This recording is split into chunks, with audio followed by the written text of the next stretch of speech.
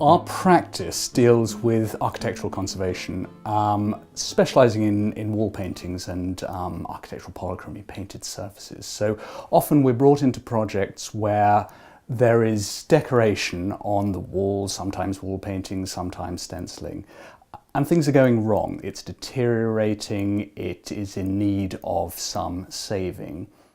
And we work with the clients, the owners, to try and understand why it's going wrong, and then develop some plans for what to do about it, how to stop that deterioration, and then how to do the conservation treatment. Conservator Tobit Curteis and his expert team first tackle the large damp area in the front hallway. They must peel back the original wallpaper to expose the brickwork. They then repair the damage and leave the wall to dry out for several months.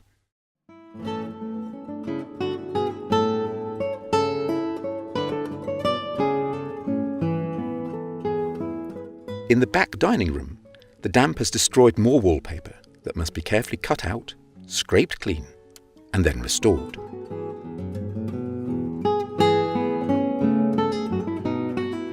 David Parr House is one of the most unusual projects I've ever come across. I think as a project it's particularly complicated because of the scale.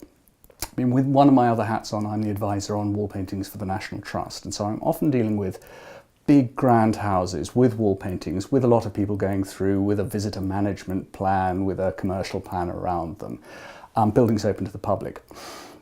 David Parr House has got all of those problems, all of those complications, all of those difficulties, yet it is the size of a shoebox, and it's all squeezed into this tiny space. So my immediate thought was that this is going to be a considerable challenge, technically and in project design terms, but what a prize. I mean, it's quite a remarkable survival.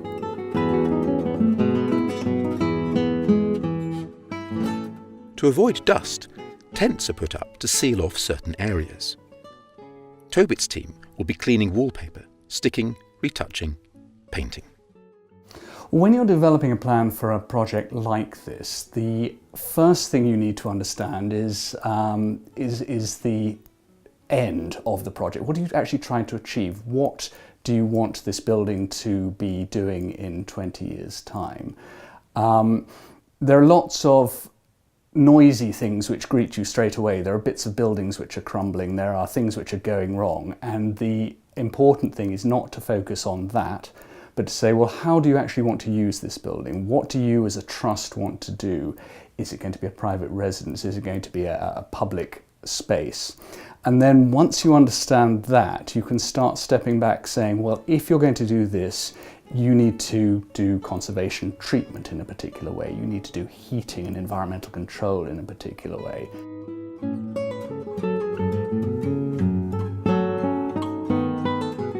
The timetable on a project like this is an interesting thing, because people tend to see conservators on site with scalpels and swabs and chemicals, and they think of that as the conservation part of the project. But of course, that is just one small element.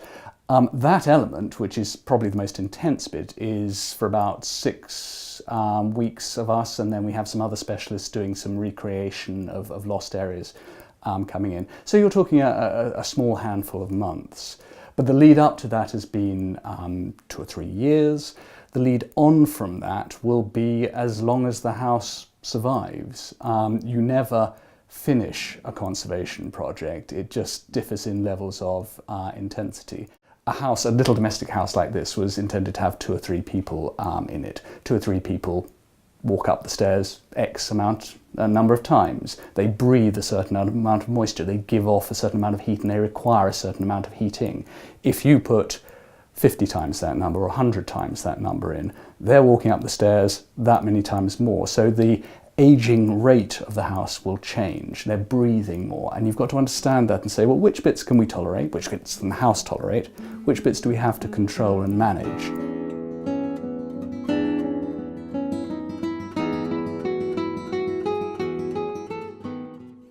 Parr painted very well. He was an extremely good tradesman. In fact, the whole point of what he was doing here was experimenting, testing, using new materials, trying to work out how to do things better. And he really was pushing the boundaries of what people were doing in architectural painting at the time. But it is delicate. These surfaces are now more than 100 years old. They're painted in materials which are unstable. They are not intended to be in a major public space. So if we put a lot of people in this small space, they will inevitably bump into things. They will breathe on them. They will cause the conditions to change. That is difficult to deal with. We can stabilize the physical surface, we can fix back flakes, we can retouch losses, but actually it's the way we're going to choose to use the building in the future which will put on stresses on these materials which they haven't had to deal with before. And it's controlling those, it's what we tend to refer to as passive or preventive conservation, which will make the difference between it surviving for 20 years and 250 years.